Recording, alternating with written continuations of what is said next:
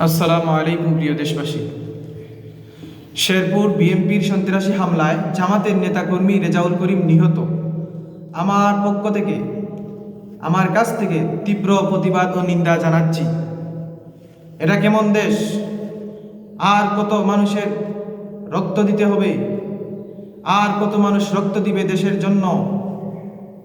জালিমের অকাতরে প্রাণ যাবে আর কত মানুষের?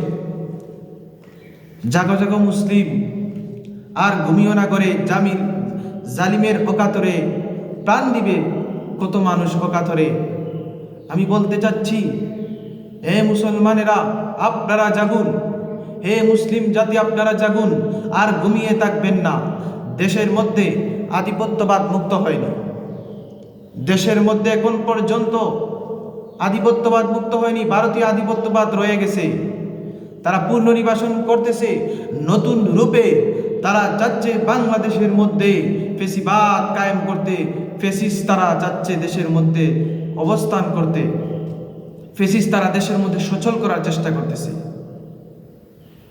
এটা কেমন দেশ? বিচার নেই। শরীফ উসমান হাদি ভাইকে, শহীদ শরীফ উসমান হাদি ভাইকে যে হত্যা করেছিল, সেও তো 17 লক্ষ টাকা প্লাস বিদেশি অস্ত্রের সাথে গ্রেপ্তার হয়েছিল। তাকে কিভাবে জামিন করা হলো? এটা কেমন আইন? মামলা ঝুলিয়ে রাখবেন না। এখন পর্যন্ত শহীদ শরীফ উসমান হাদি ভাইয়ের বিচার হয়নি। এরকম ক্রমান্বয়ে ধারাবাহিকভাবে আমরা দেশপ্রেমিকদেরকে হারাইতেছি। ধীরে ধীরে দেশপ্রেমিকদেরকে হারাইতেছি। পিলখানা হত্যা থেকে নিয়ে জুলাই বিপ্লব পর্যন্ত এবং এই 2026 সাল আসা পর্যন্ত কত মানুষের জান চলে গেছে, কত ভাই বোনদেরকে আমরা হারিয়েছি, কত মায়ের বুক খালি হয়েছে, আর কত মায়ের বুক খালি হবে তা সহ্য হচ্ছে না আমাদের। আপনারা জাগুন। বাংলাদেশের মানুষ এক হন। ধর্ম বর্ণ যারা আছেন, হিন্দু মুসলিম খ্রিস্টান চাকমা মারমা, দেশে অনেক নৌগোষ্ঠী আছে, অনেক মানুষ আছে, অনেক ধরনের জাতি আছে, সবাইকে এক হন। কারণ দেশ যেহেতু সবার, দেশ তো কোনো ধর্মের নয়, দেশ সব ধর্মের, কোনো একটা ধর্মের দেশ নয়। দেশ সমস্ত বাংলাদেশের মধ্যে যত ধর্ম আছে সবার। এজন্য দেশকে ভালোবাসুন। দেশকে যদি রক্ষা করতে চান, দেশ থেকে যদি আধিপত্যবাদ মুক্ত করতে চান, তাহলে বাংলার মানুষকে এক হন। আপনারা অবশ্যই জানেন, শেরপুরে যে জামাতের নেতাকে বিএনপি সন্ত্রাসীরা যেভাবে নির্মমভাবে হত্যা করেছে, এটা আসলে ইতিহাস হয়ে থাকবে। এটা আমরা কখনো ভুলব না।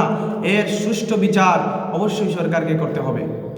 অন্তর্বর্তী সরকার যদি করতে না পারে, তাহলে আমরা মাঠের মধ্যে নেমে যাব, রাজপথে রক্তে লাল হয়ে যাবে, ওটা বাংলাদেশের মধ্যে আগুন ধরে যাবে, শাটডাউন হয়ে যাবে। আমি বলতে চাচ্ছি, আমরা কি জুলাই বিপ্লবের পর এটা আশা করেছি আর কত মা বোনদের রক্ত মাটিতে চলে যাবে, আর কত ভাইদের রক্ত মাটিতে চলে যাবে?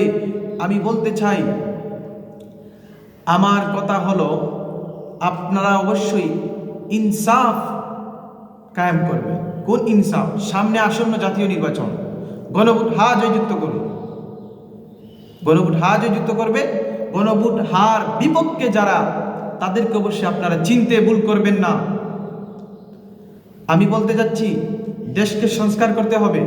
শুধু সরকারের দায়িত্ব নয়, দেশের জনগণেরও দায়িত্ব দেশকে সংস্কার করা। সবাই বুঝতে পারছেন আমার কথাগুলো?